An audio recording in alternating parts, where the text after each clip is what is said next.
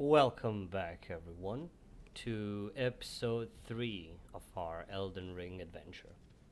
Funny thing happened when I was recording this video. I actually forgot to turn on the recording settings for video recording. As you might have noticed, the first two videos have been streamed, but then I went ahead and tried to record it to see how recording works. So far, the video is looking great, but we're gonna see once we upload this. So I'm just gonna go voice over this stuff.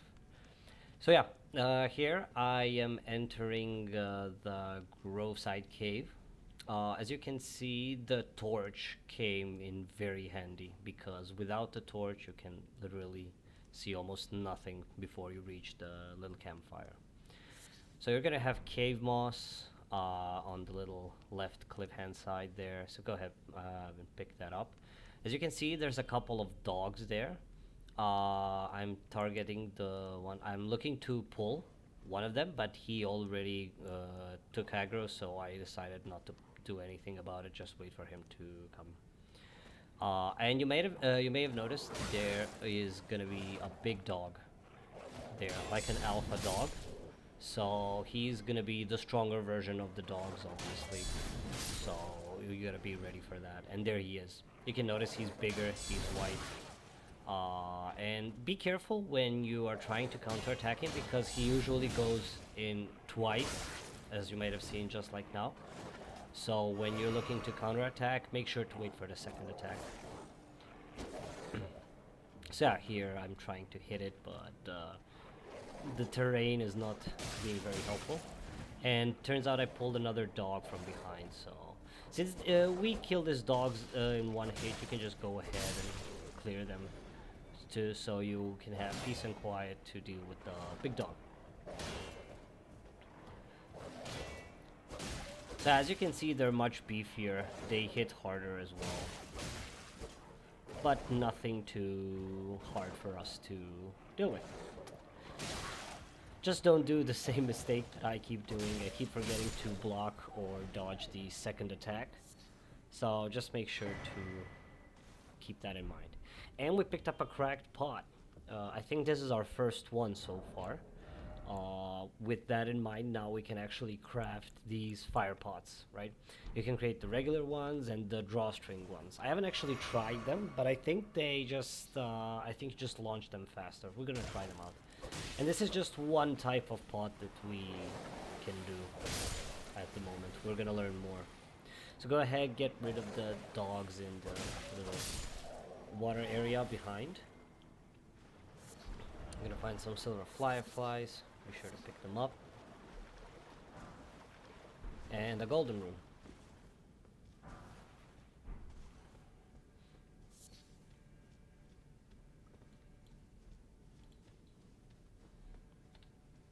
So there's gonna be one more dog here. You might have noticed that he's next to a Godric soldier.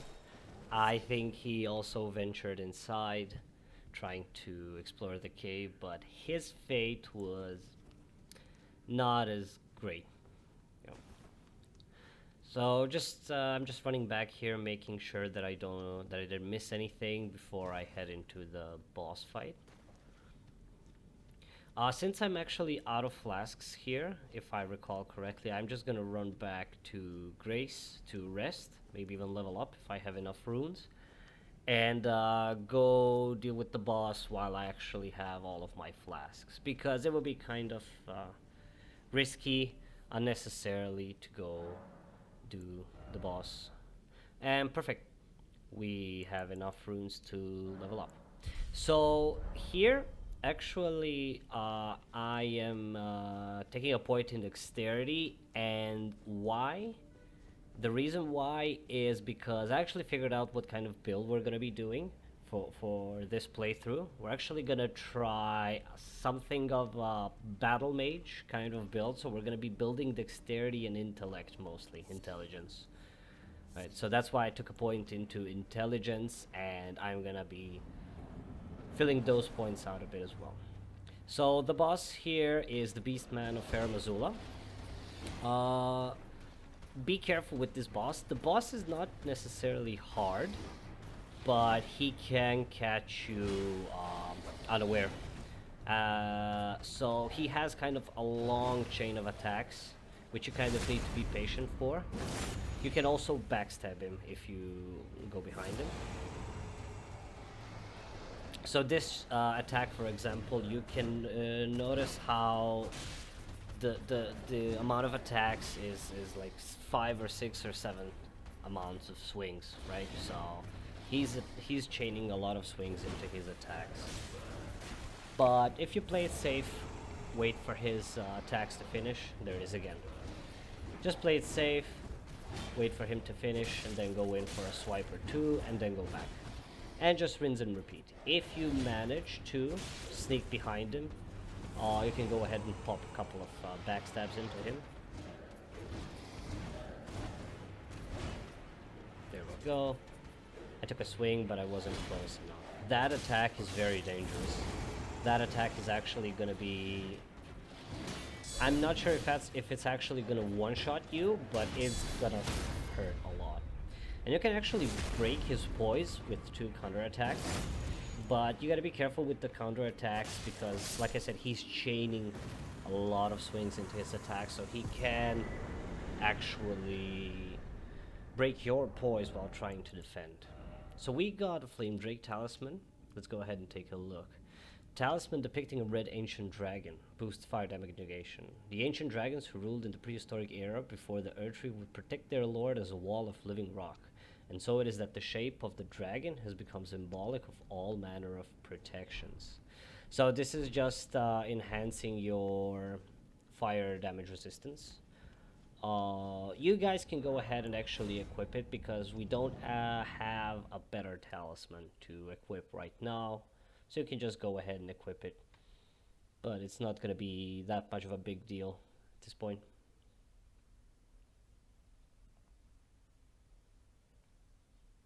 And just go ahead and teleport to the entrance. I'm not sure if we can actually level up here. We should probably check.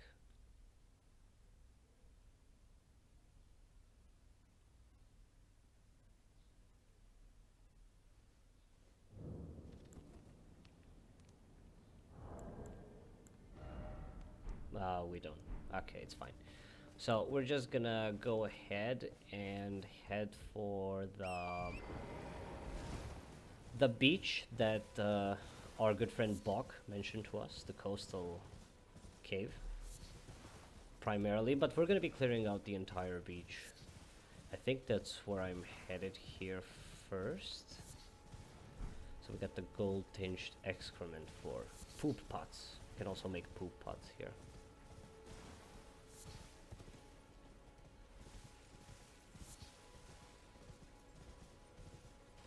So you got these little fart thingies. Interesting thing about them is that they do not move. They just run around. They just stand there and drop poison. Right. We're gonna be actually finding a little secret method on how to deal with them much more easier. One of the merchants is going to be selling that note, and we are definitely going to be buying it. But yeah, for the time being, let's just push on and pick up some Rova fruits. Rova fruits are not like that important, but it's always to pick up as many as you can, like if they are literally in your path, right? Because you can make a lot of things out of them. Before I go down to the beach, I'm gonna just jump out here on this little cliffside and make sure that I didn't miss anything. There you have Church of Elleh with our merchant friend. Gonna pick up the Scully rune. Oh, okay, so interesting thing. This statue, you can interact with it, and once you press examine, it's going to say guide and gatekeeper for those returning to the roots. So you're gonna, oh damn, that scared me. So you are actually gonna see this blue little light that is gonna be pointing in a direction. That's gonna be a direction to the nearest cave or catacomb that is closest to the statue itself. So the Groveside Cave is a bit more to the east, and this one is pointing to another cave. It's actually not a cave; it's a catacomb. Yeah.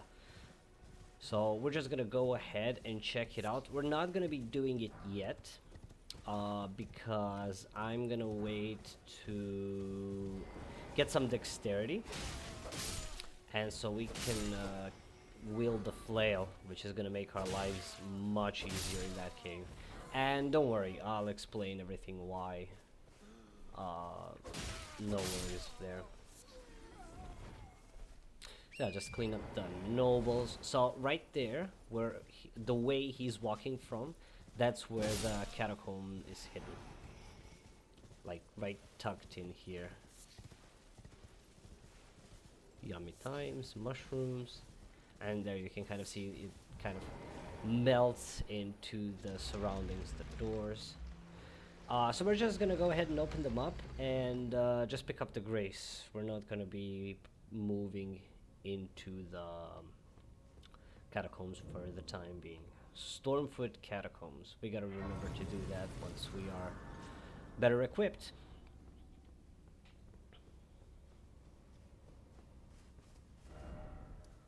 So yeah, this is where we are. So we were at the Groveside Cave. We just cleared that up with the dog and the Beastman Farm Azula. And this is where we are now. And this beach is what's in on the agenda for us now. So we're just gonna go ahead and run down to the beach. Gonna be some interesting stuff to see there. So you are gonna have to go around for the beach. You can't drop down here. There's gonna be like a drop down, or maybe if you can land it well, you could jump on one of the ruins. I think it's the ruins right of us. I didn't actually point them out. I think they should be like right beneath us at the end of that ledge. But just if you wanna try, go ahead, but if not, you can just run down here and run your way on without jumping down to the bottom of the cliffside.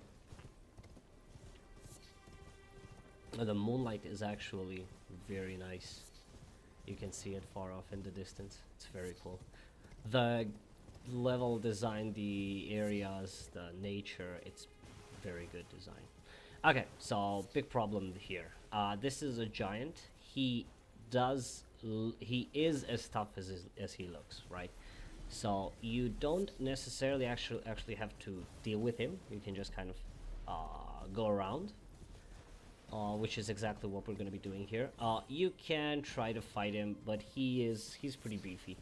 His attacks, for the most part, are manageable in regards to dodging, but he is super beefy, and we do not have a lot of damage to deal with him right now. So we're just gonna be skipping him for the time being. I am at least in this case. If you guys want, you can always try and challenge it.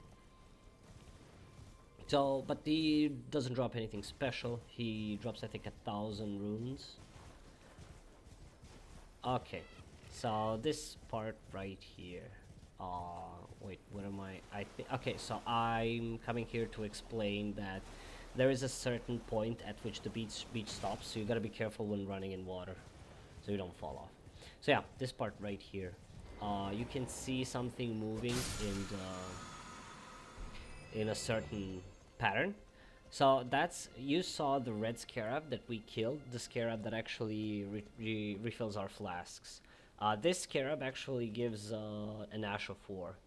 So the easiest thing to do for this scarab is just let it go around for a circle or two, try to notice the pattern, and you want to equip a weapon that has some sort of downward swing. So in this case, this sword has a downward swing. You can also, I think you can jump attack, but that's kind of too slow. And just wait in front of it. right? Yeah, so this is a jump attack. It's a definite hit, but you gotta time it well. You can just, with a sword, you can just take a normal swing. And yeah, somebody mentions that we should try attacking. So yeah, we're gonna be seeing a couple more of those throughout the playthrough. And at those certain times, I think we're gonna be wielding some weapons that are either going to have some interesting ashes of war or trajectories of swings. So you're going to see the best weapon or approach to dealing with these characters. So you might confuse this guy with one of the merchants. You can see the campfire, you can see someone sitting there. It's not. That's actually one of the Kaiden swordsmen that we fought earlier, I think in episode 2, where we cleared out that encampment. With the if we bought the telescope, we could have zoomed in and see for ourselves, but when in doubt, one thing that's always gonna, like, kind of make you sure that it's a merchant, actually two things. One, they're always gonna be holding that fishing pole kind of thing, and second, you're gonna see a mule next to them. So don't be greedy here. Pay attention to his swings and just play it safe. There's like no need to die to this guy. It's easy to just run behind him and do a backstab, and he should be good to go. And nice, we got a flask out of him. So we're gonna pick up the butterflies. We need the butterflies to create the fire pots, so they are actually gonna be very handy. They're gonna be very handy for us, and we love our butterflies. So for the next part, we're just gonna run around this coastline, see if we got any goodies. You can see some big things, octopus-like things.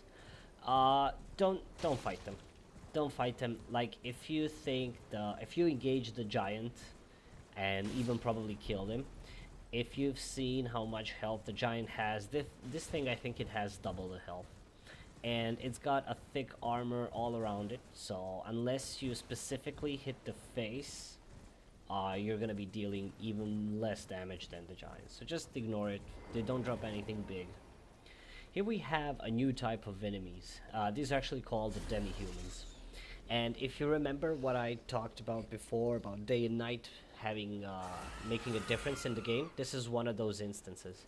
Since it's nighttime, these demi-humans are actually going to be enraged, which means they're just going to be dealing more damage to you. And you can notice by their red glowing eyes.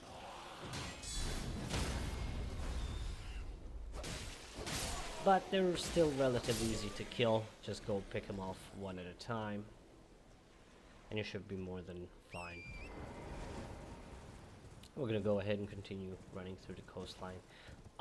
The coastal cave is actually gonna be a bit behind. I think, yeah, I'm actually gonna point it out.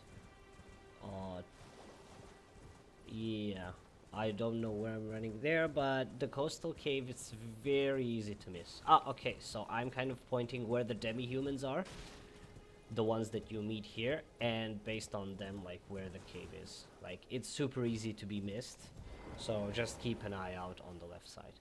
So we're just gonna go ahead and take the grace inside the coastal cave, and we're actually gonna find our friend Bach. He actually went back to the coastal cave to try and give us something of worth as thanks for freeing him from the spell. What are you doing here? You must leave this place at once. They'll rush in and beat you to a pulp. You'll end up just like me.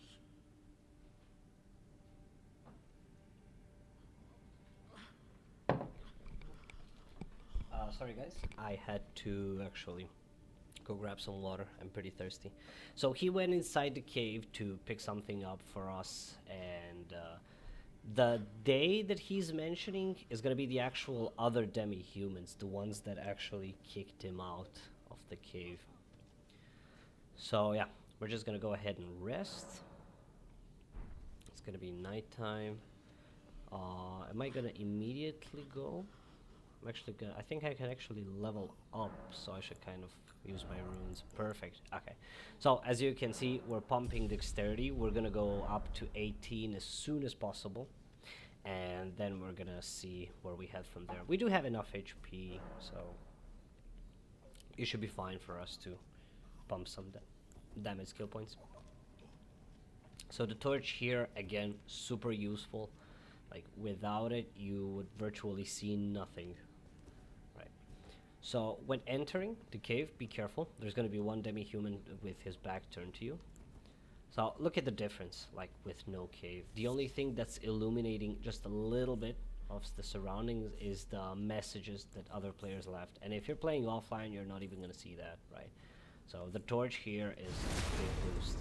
And for some reason also, if their back is turned to you, you can actually have the torch without alarming them. So that's also very helpful. So down below, you're gonna have a couple more of demi-humans, including the one.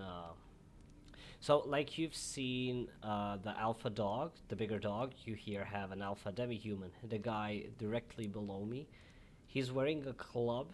He's wielding a club with like spikes in it. He's a bit more beefier than the other demi-humans, but not like to a point where it becomes troublesome. And interestingly enough, there's a mechanic that specifically for demi-humans and for nobles as well, but mostly demi-humans.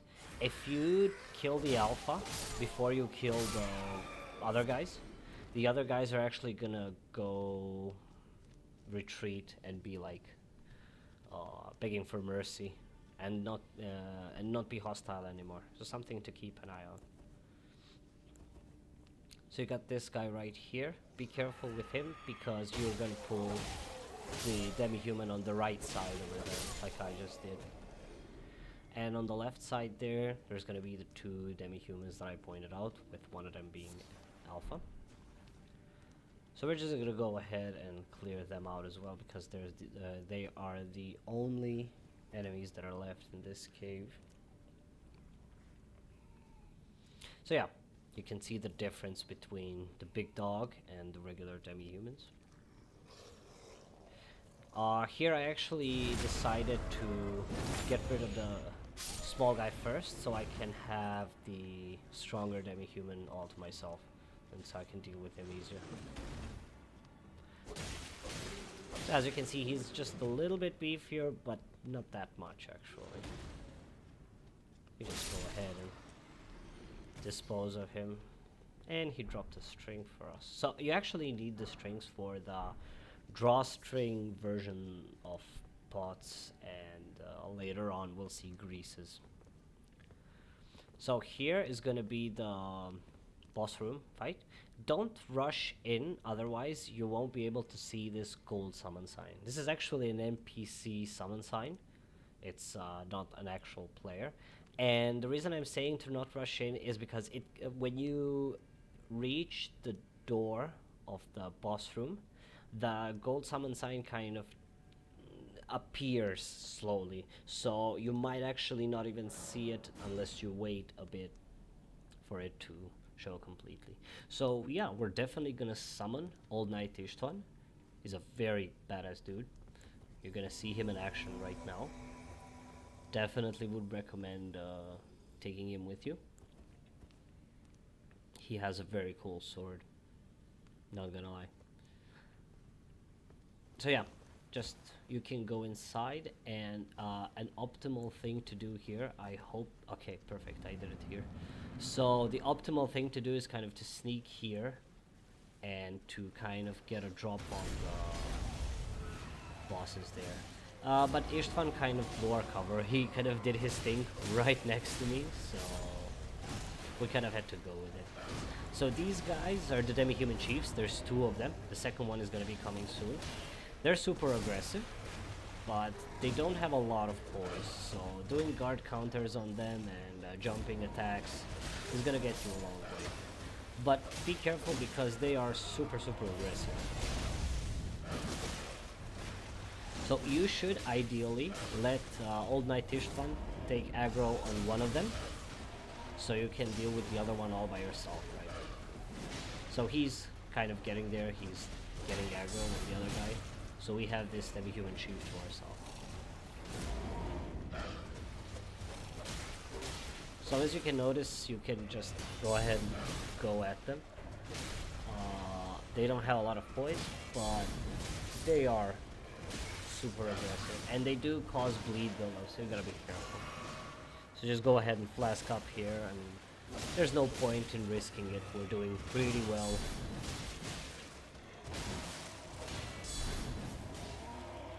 Guard counters are kind of the easiest way to deal with them, so you should consider doing these bosses with the guard counter. And I noticed here that another one of the small fries is going after me, so I just gotta be careful. So jump attacks, as you can see, super helpful. Poise breaking. Just one more hit, I think, is left. There you go. And then you have another one left. So I didn't actually notice here, but Old Knight Ishtvan is actually dead. We kind of took our time with... oh, that was kind of a bad moment to pop the flask. So we kind of took our time with the first demi-human chief. So the Ishtvan was tanking quite a lot of them. So it wasn't just the boss, there was a bunch of other smaller demi-humans as well. So he did tank quite a bit, so kudos to Old Knight Ishtvan. And you can just pop them off, and similar as to the alpha, I killed this guy, but I'm gonna point it out up there, further up. You can actually notice the mechanic, but we're gonna be go ahead and look at the items we now got. We got a sewing needle and a tailoring kit. A large sewing needle, curved like a fang, bucked the demi-human's prized possession. So this probably means we should give it to him. He might want to have it back. And we got the tailoring tools. Enables armor alteration at sites of grace. So we got those two things from him. So just go around the cave, see if we missed anything, if there's something to pick up. So I kind of forgot to pick up the fireflies here. I should have, but... So yeah, this is what I was talking about. The demi-humans are now taking on a pacifist approach towards you because you killed the big kahuna, which means they consider themselves not strong enough to deal with you, so they're just gonna be begging for mercy and being not hostile to you. So you can go ahead and kill them or leave them be. They're not gonna go hostile again. You can do whatever you want. I think I'd leave this guy be, just because I don't know, I don't feel the need to kill him. Keep in mind, before the boss entrance, that alpha demi-human with the barbed club, he does respawn, so as long as he's alive, he's gonna be rallying his troops, which means they're gonna be hostile as long as he's alive. So instead of teleporting to the entrance, we're actually gonna take this little tunnel forward to see what awaits us furthermore. There's gonna be, yep, there he is. There's gonna be more demi-humans in this part of the cave. And these are gonna be hostile because they did not get the memo that they're alpha dog. But since we're in a tight corridor space and they're kind of bunched up together, the short sword is gonna make easy work of them.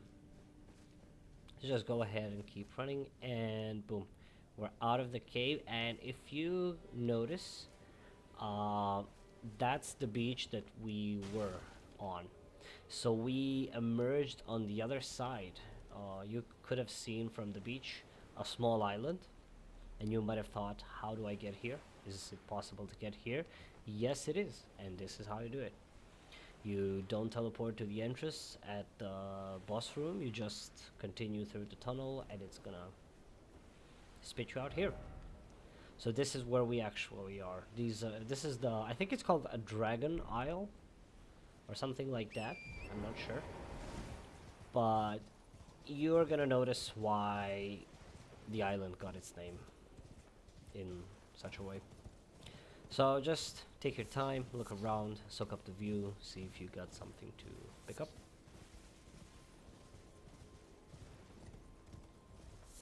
Mushrooms, always good stuff.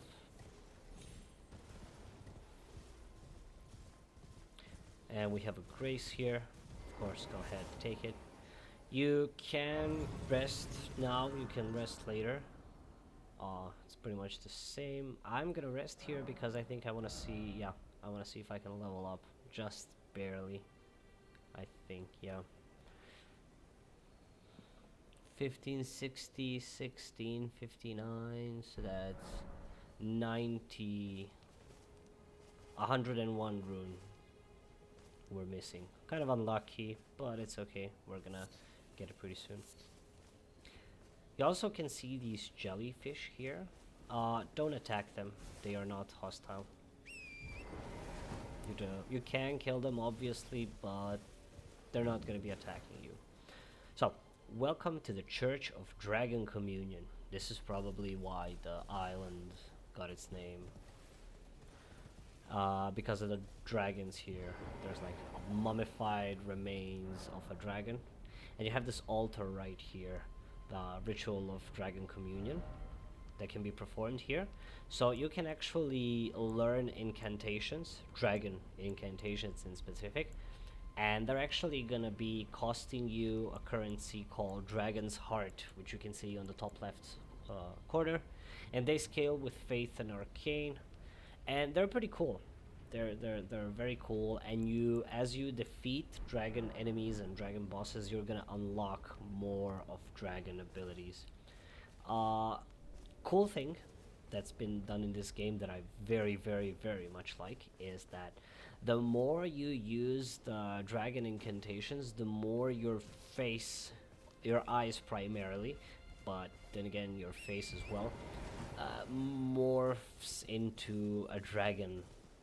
You start mutating into dragon kind of thing, like not completely, like you're gonna be humanoid and all that good stuff, but your face is gonna start having like dragon-like features, which is very cool. Like the eyes become green and like with the little iris inside, and pupils elongated.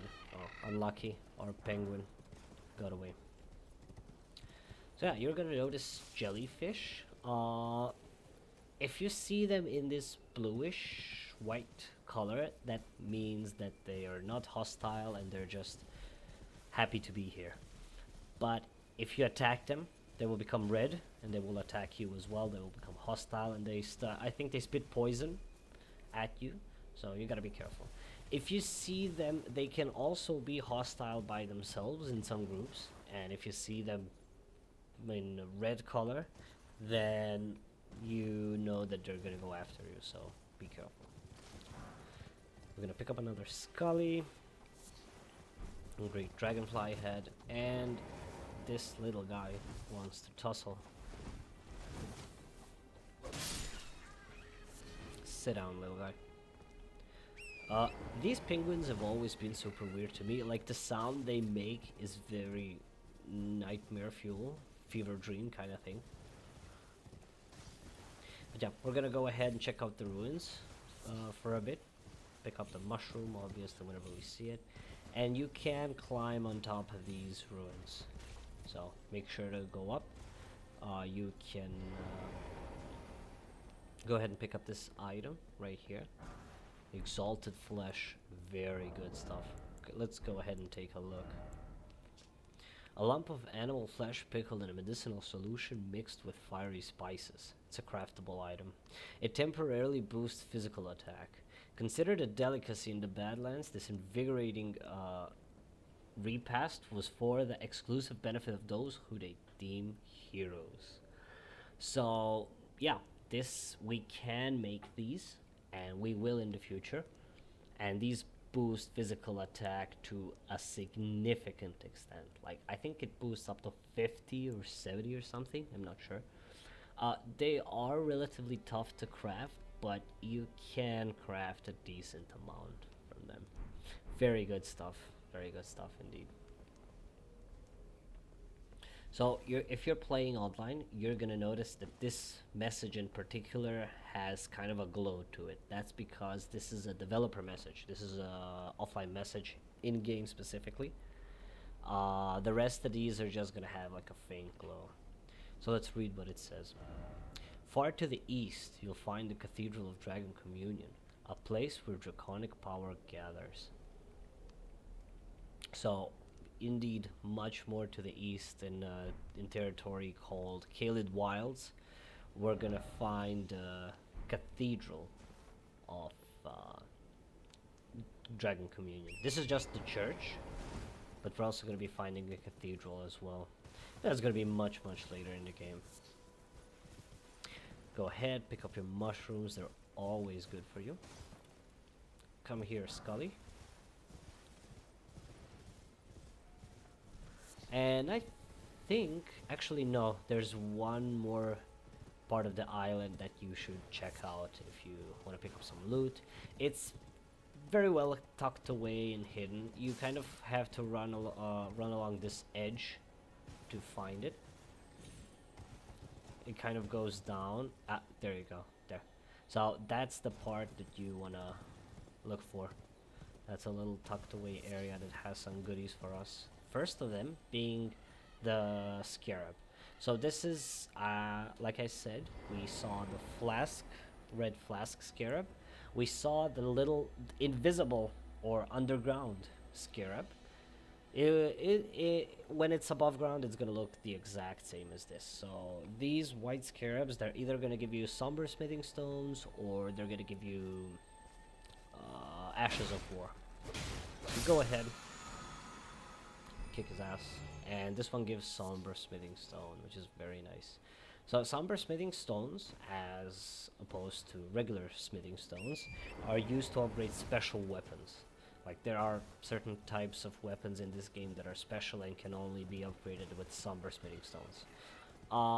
You cannot upgrade regular weapons with somber smithing stones. They just use something like this, smithing stone 2 in this case. They're not like interchangeable. But it's a good thing we found a tier 2 smithing stone. We're headed to success with these smithing stones. Hey, Scully, let's go. And with that covered, that's gonna be the entirety of Dragon Isle. So you can go ahead and either go back from back or teleport back. What we're gonna do is we're gonna go back to the coastal cave, and we're actually gonna find our demi-human buck friend still lying there, convulsing in pain, and we're gonna give him the sewing needle. I think he's gonna very much appreciate it, and we'll see what he has to say.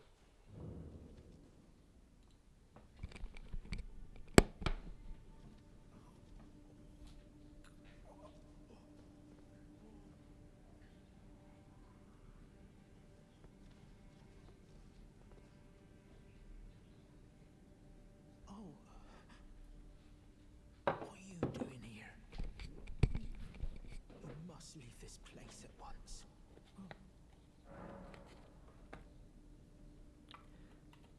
So you're gonna go ahead and give him the sewing needle. If you don't give it, nothing much is gonna happen. I think he just stays here and never leaves through the course of the game. But we like him.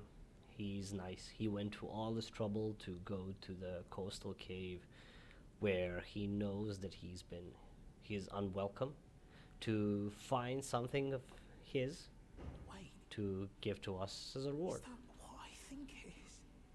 You got it back for me. My sewing needle. Here you go. Here you go, good sir.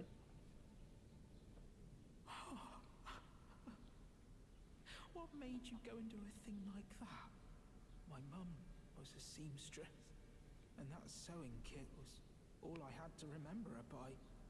I always wanted to be just like sweet old Mum. Then I suppose I can't just curl up and die, can I? No, sir. Thank you. You're very kind. I always wanted to be a seamster like my mum. Then I suppose. So that's gonna be the entirety of his dialogue. And once you give him the sewing needle, he's actually gonna become our personal tailor now. So you notice that the tailoring tools we picked up, they said allows you to alter garments. So if you do it yourself, it's gonna cost I think 500 runes per alteration. But Buck is gonna do it for free for us because he's a great guy. Come here, Scully. So we're just gonna go ahead, cover the rest of the beach.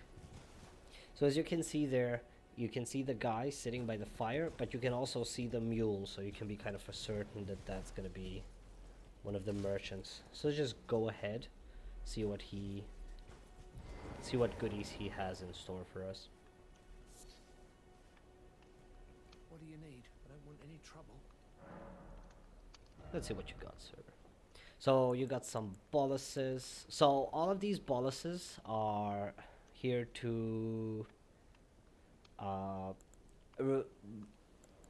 reduce or stop buildup of certain status effects. You got poison. In this case, you got sleep. You got rot. You got all this kind of stuff. There's going to be much more for us to craft. But we're actually interested in this cookbook. We can create the firebound arrow, the fletched arrow and bolt, and the neutralizing boluses, the green ones you see.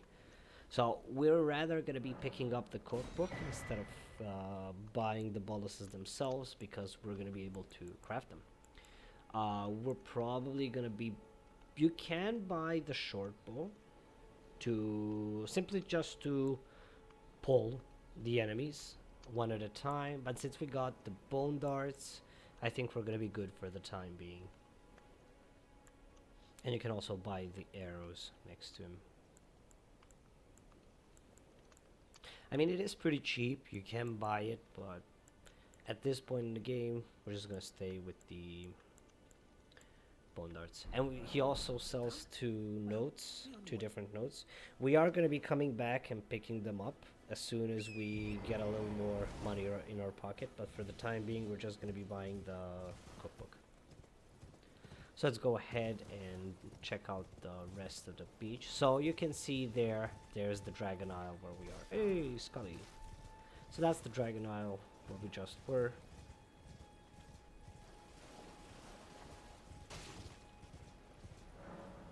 So yeah, one thing I haven't shown so far is Spirit Spring jumping with Torrent. I'm not gonna show it here because this Spirit Spring in particular is kind of difficult, because you actually have to jump from this Spirit Spring onto that one over there that you can see on the pillar, and then up there as well.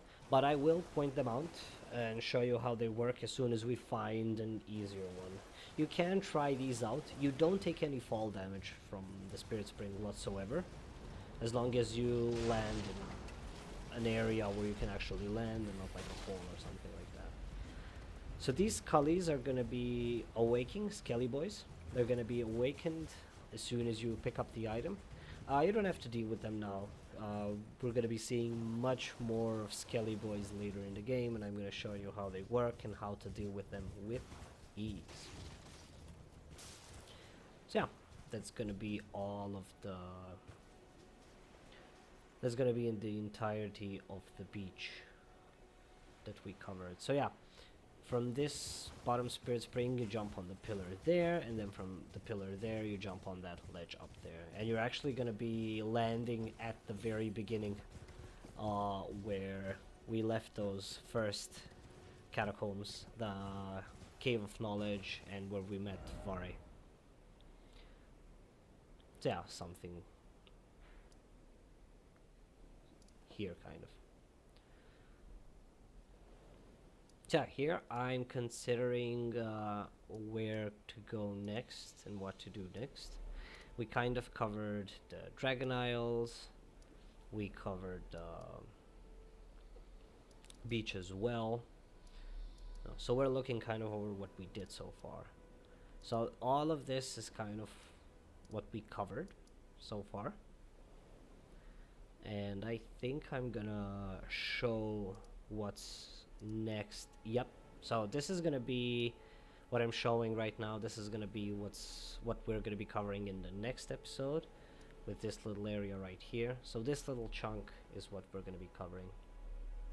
And then we're gonna move up to this chunk over here.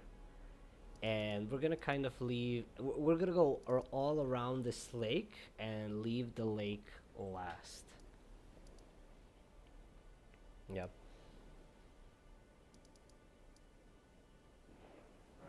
So we're actually gonna go to the Church of Elleh because I think we can buy something now. I'm unsure why I actually went to the Church of Elleh there. So let's see. Oh, nice. Perfect. There's someone asking for us to have a word with us. So this is a scripted event, obviously. It's gonna happen when you actually port here. As you noticed, it was daytime and now it's automatically nighttime. So this is a nice little pleasure to meet thee, Tarnished. atmosphere thing to Renna. notice. I'd heard tell of a Tarnished hurtling about atop a spectral steed, and upon looking into the matter, the talk, I surmise, is of thee. Thou art possessed of the power, no? To call forth a spectral steed named Torrent. So yes, I can call the spectral steed. If you say I cannot call the spectral steed, I think she's just gonna leave As I and had hoped, nothing's gonna happen. I was entrusted this for thee, by Torrent's former master. Awesome. We get the spirit calling bell and the lone wolf ashes. We're gonna go and take a 'Tis look bell after of the calling conversation. forth spirits. Summon them with it. From ash and return to the Erdtree. The spirits will obey thine command but briefly, as they recall battles past. Now it is thine, to do with as thou wishest.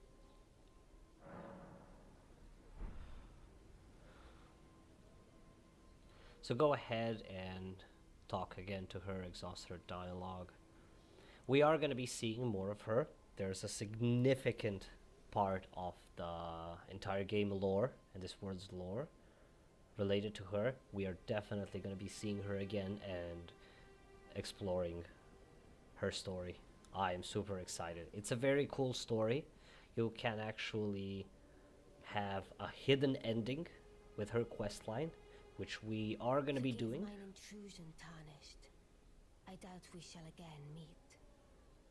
But all the same, learn well the lands between. How long will it be, I wonder, before the Tarnished tire of obeisance to the two fingers? So this is a very interesting line that she said, the last line. How long will it be before Tarnished tire the obeisance to the two fingers? It's related to her and her lore, and I'm super excited to explore it with you guys. So yeah, I'm actually unsure why I teleported here. Did I want to buy something from Kale, the merchant? I am very unsure. But yeah, we're gonna look into her much more in the course of this playthrough, and we're gonna see what she meant by those last words that she imparted to us.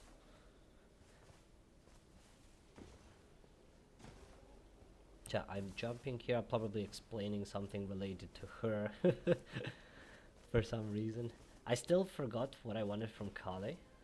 I don't even think that I'm gonna go to him. For the life of me, I just can't remember why I was going to this church. Like, I definitely wanted something from him, but Ronnie's appearance kind of got me out of the way. But with that in mind, thank you guys for joining in with another episode. And the next one is going to be with live audio. So this is not going to happen again. And I'll see you soon, where we're going to cover what I showed on the map. And we're going to explore more of Limgrave. Thank you once again for joining the Mad Pumpkin. And I hope to see you guys soon. Take care.